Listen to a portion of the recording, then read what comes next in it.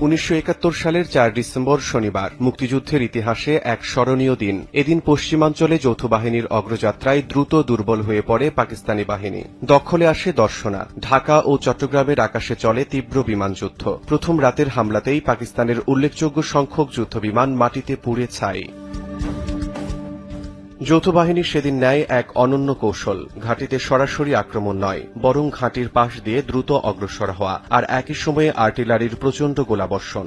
পাকিস্তানি বাহিনী বিভ্রান্ত হয়ে পড়ে, সিদ্ধান্ত নিতে দেরি করে ফেলে। দেশজুড়ে দখলমুক্ত হতে থাকে বহু অঞ্চল।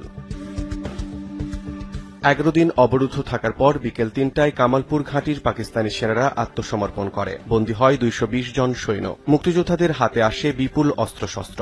একই সময়ে ভালুকা, জামালপুর, ময়মনসিংহ, নেত্রকোনা সব অঞ্চলে মুক্তিবাহিনীর দাপট বাড়তে থাকে। লেফটেন্যান্ট কর্নেল সিআর দত্ত ও মেজর জিয়াউর রহমানের নেতৃত্বে মুক্তিযোদ্ধারা কানাইঘাট দখলের পর শক্ত অবস্থান নেন। 3 নম্বর সেক্টরে দখল করে আখাউড়া রেল স্টেশন এবং শমশেরনগর বিমানবন্দর। 8 নম্বর সেক্টরে মুক্ত করে মেহেরপুর। সোজা অগ্রসর হয় যশোরের দিকে। 11 নম্বর সেক্টরের যোদ্ধারা আবার আঘাত হেনে কামালপুর অধীনে আনে। এমনকি মুক্তিবাহিনীর আগ্রাসী হামলায় মুক্ত হয় লক্ষ্মীপুর। 3 ডিসেম্বর রাত থেকেই শুরু হয়েছিল কুমিল্লা ময়নামতিতে বৃহৎ আকারের পরিকল্পিত আক্রমণ। নেতৃত্বে ভারতীয় সেনাবাহিনীর মেজর জেনারেল আর.ডি. হীরা। যৌথ বাহিনী লালমাই পাহাড় লাকসাম রুট ভেদ করে পাক সেনাদের প্রতিরক্ষা ভেঙে ফেলে। লাকসামের মুজাফফরগঞ্জে মুখোমুখি সংঘর্ষে পাকিস্তানের 25তম এনটিআর ফোর্স আত্মসমর্পণ করতে বাধ্য হয়। চারদিকে ছড়িয়ে পড়ে। বিজয় এখন শুধু সময়ের অপেক্ষা।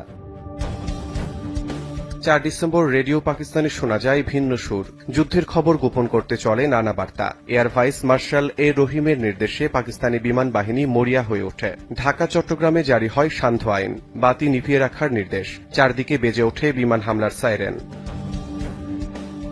এদিকে ভারতীয় বাহিনীর সমন্বিত আক্রমণে ঢাকা চট্টগ্রাম চালনা সব জায়গায় বোমাবর্ষণ থামেনি। ঢাকার আকাশে ভয়াবহ বিমানযুদ্ধ। একমাত্র রাতে পাকিস্তানের অর্ধেক বিমান ধ্বংস হয়ে যায়। সমুদ্রপথও অবরুদ্ধ করে রাখে ভারতীয় নৌবাহিনী। ঢাকায় তখন সক্রিয় ছিল 8000-এরও বেশি মুক্তিযোদ্ধা গেরিলা। মিল, খাল, বাংকার, রাস্তা সব জায়গায় তাদের আক্রমণে নাস্তানাবুদ হয়ে পড়ে পাক সেনারা। গুল টেক্সটাইল মিল এলাকায় গেরিলাদের আক্রমণে নিহত হন 27 পাক সেনা। বাকিরা পালাতে বাধ্য হয়। এ সময় জাতিসংঘে যুক্তরাষ্ট্র যুদ্ধবিরতির প্রস্তাব তোলে। উদ্দেশ্য হল মুক্তিযুদ্ধকে ভারত পাকিস্তানের সংঘর্ষে রূপ দেওয়া। তাহলে পাকিস্তান আরও দীর্ঘদিন বাংলাদেশ দখল করে রাখতে পারবে। কিন্তু সোভিয়েত ইউনিয়নের ভেটো প্রস্তাবটি বাতিল করে দেয়। পোল্যান্ডও ভোট দেয় বিপক্ষে। ফ্রান্স ও ইংল্যান্ড ভোটদানে বিরত থাকে। এই পরাজয় পাকিস্তানের পতনকে করে তোলে অবশ্যম্ভাবী। এদিন নিউ ইয়র্ক টাইমস মন্তব্য করে, পূর্ব পাকিস্তানের নিপীড়ন ভারতের রাজনীতি ও অর্থনীতিকে চাপের মুখে ফেলেছে। লন্ডনের ডেইলি মিরর লেখে, এই সংকট শুধু ভারত পাকিস্তান নয়, পুরো পশ্চিম এশিয়াকে ঠেলে দিয়েছে যুদ্ধের দ্বারপ্রান্তে। 4 ডিসেম্বর ছিল মুক্তিযুদ্ধের পূর্ণাঙ্গ সর্বাত্মক যুদ্ধের দিন। শহর, সীমান্ত, আকাশ ও সমুদ্র সব ক্ষেত্রেই পাকিস্তানি বাহিনী হারায় প্রতিরোধ ক্ষমতা। সর্বত্র অগ্রযাত্রায় ছিল বাংলার দামাল ছেলেরা। শিমুল হোসেন, সময় সংবাদ।